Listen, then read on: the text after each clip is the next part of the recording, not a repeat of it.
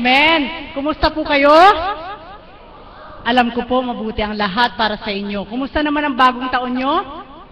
Mabuti rin po. Sino po ba ang nagdasal ng oras na alas 12? Patingin nga, ba't iilan lang yata? Buhay po ba ang Diyos?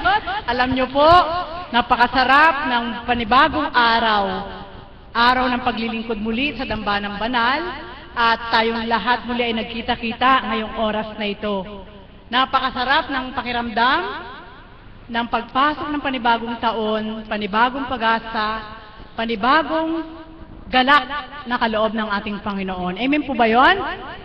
Sino po ba ang nakadama nung unang pagpasok ng araw ng bagong taon na siya'y may galak? Sige nga po, magtaas nga po ng kamay. Siguro lahat naman po, ano po? Totoo po yun. Naway naramdaman niyo po ang kagaanan, ang kagalakan ng pag-ibig ng ating Panginoon sa panibagong taon. Nasabi nga, sa bawat araw, maraming kaganapan. Subalit kung ating dadamhin, ano lang na iba? Sa oras ng paghihiwalay ng taon, may mga handa, ano po? Pasasalamat sa ating Panginoon. Subalit kung ating dadamhin, araw-araw parehas lang. Amen po ba yun? Buhay po ba ang Diyos? Sa pagkakataong ito, nais ko lang pong magbigay sa inyo ng kaukulan na karampot na kapahayagan bilang facilitator upang magkaroon po tayo ng mas higit na malalim na pagninilay na nais ko pong ibahagi sa inyo na kung atin pong babaybayin ang nakaraang taon na lumipas, marami man pong mga trahedya na nasilayan ng ating mga mata, narinig ang ating mga tenga. Subalit, kung ating pong palalalimin ang pananalig at pagtitiwala sa ating Panginoon, masigit pa rin natin nararamdaman yung galak na dulot niya. Amen po ba yun? Sa kaparaanan na kaganapan sa apat na sulok ng daigdig, marami tayong nasilayan, narinig, at marami rin pinaghandaan ng tao. Amen po ba yun? Subalit, ngayon po, muli sa pagpasok ng panibagong taon, papurit pasasalamat sa ating dakilang Ama, sapagkat sa panahon po ngayon, parang mas malalim na po yung kaalaman natin kung anong dapat nating unahin. Amen po ba yun? Siguro po, itong taon na to, higit nating kamtin sa ating puso, sa ating kalooban, na kilalanin ang ating Panginoon ng higit pa. Amen po ba yun? Upang ang bawat mga daratal pa na mga pagsubok o pagdalisay sa ating buhay ay hindi natin maramdaman na tayo nag-iisa. Amen po ba yun? Buhay po ba ang Diyos? Sa araw na ito, nais ko lang pong magbigay po sa inyo ng pagninilay lang na kung paano nga ang kapangyarihan ng ating Panginoon ay ipinunla sa pamamagitan ng banal na Espiritu. Paano niyo po kaya ito pananahanin habang panahon sa buhay niyo ang kapangyarihang ito para madaman niyo po?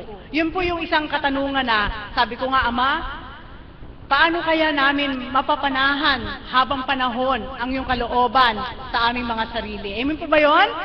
Mahirap po bang gawin yun? Siyempre po, hindi.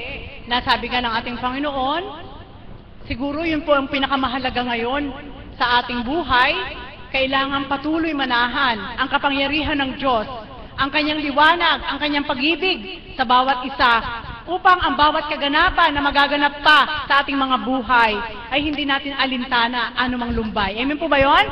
Yun ang pinakamahalaga na wish ko po sa Kanya sa pagpasok ng taon. Siyempre po, una-una, papurit pa sa salamat, pagdulog, lahat ng bagay. At siyempre po, kayo po ba? Nagnilay po ba kayo? Inalala niyo po ba yung mga pangit na ganap sa inyo? Siyempre hindi na. Amen po ba yun? Siyempre, kapag sa maraming pagsubok at pagdalisay, kung alalahanin mo pa yung mga pangit na naganap sa buhay nyo, hindi yun mapupunuan ng mga magaganda kung ikaw ay bilang pagkatao. Amen po ba yun? Subalit kung ikaw ay nagnilay, nakapiling mo ang banal na Espiritu, ang ating Panginoon, yung mga pangit na yun, hindi mo na naramdaman. Amen? Sapagkat mas lamang ang mga gandang bagay na ipadadama sa iyo ng Diyos, iparirinig sa iyo ng Diyos, ipasisilay sa iyo ng Diyos na naganap sa buhay mo. Buhay po ba ang Diyos? Nawa po, lahat ng tao, ganun po ang magiging pagninilay upang walang mamuhi sa ating Panginoon. Amen? Kasi minsan po, ang kapangyarihan ng ating Panginoon, hindi natin kayang hulihin, hindi natin kayang liripin. Subalit kung dadamhin po natin sa ating puso, makikita po natin kung paano siyang kumilos na nangalaga, nagmahal at bumuhay sa bawat araw sa ating buhay. Amen po ba yun? Kasi minsan po, may mga pagninilay na, halimbawa, naku, ang malas ko talaga nung 2013. Ang dami-dami kong naging utang. Hanggang ngayon, utang pa rin. Yung mga pagninilay, alam niyo po, huwag niyo pong pagnilayan yung gayon. Natural lang po yun sa tao na magkaroon ng utang. Subalit, wag nawa yun ang maging daan para ma-hate ka kay God. Bakit may utang ka? Buwan po ba Diyos? Amen po ba yun?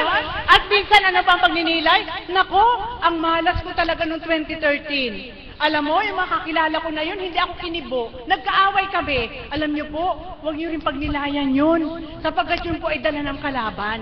Kundi, ang gawin po natin pagninilay, hanggang sa mga oras na ito, maraming salamat sa iyo, Ama, dakilang Ama, Anak, at Espiritu Santo, sa katauhan ating mahal na Apo Kunching. Nalalaman ko na ngayon ang tama at mali. Buhay po ba ang Diyos? Amen po ba yun? Kaya nawa po, mga kapatid, ang panibagong taon na to ay higit na kapakinabangang. Nagalak nga po ako doon sa bahagi ni Mami Beth sa kanyang Facebook, na nagalak daw po siya doon sa pare na nag-homily. Bakit nga kaya ang mga tao ay naghahanda pa ng mga paputok para mag-drive away ng mga bad energies? Ano po, tradisyon po yun ng tao. Eh paano daw po kung ang paputok na yun, ang bad energies na yun ay ikaw mismo? Paano mo yung palalayasin sa sarili mo? Buhay po ba Diyos? Amen po ba yun? Natawa po ako, nag-like po ako.